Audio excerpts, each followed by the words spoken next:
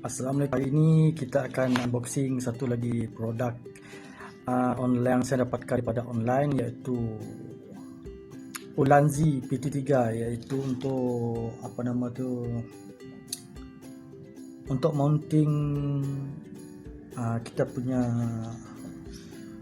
mikrofon boya tempoh hari.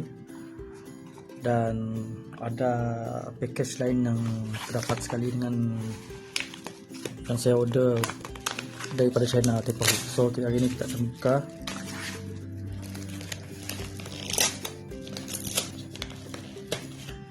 Apa yang terdapat dalam package ini,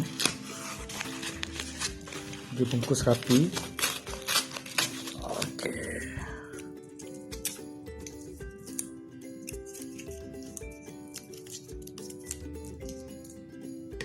Daripada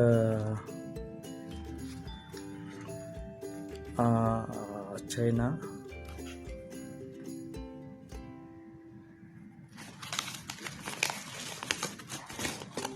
Ini kita dapat ULANZI Select mini LED video light. Nanti kita akan buat satu video khas penggunaan benda ini. Lampu LED untuk lighting, penggunaan dia untuk lighting. 49 lampu dan mountingnya sekali. Manual pengguna dalam bahasa Cina dan bahasa English. Yang keduanya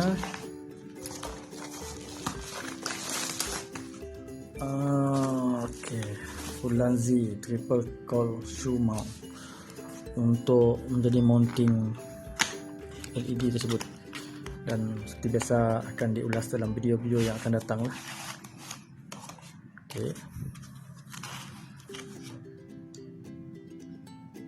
Untuk pasaran Malaysia, kita dapat harga ini dalam package ini sekali tadi dalam RM60 lebih kurang.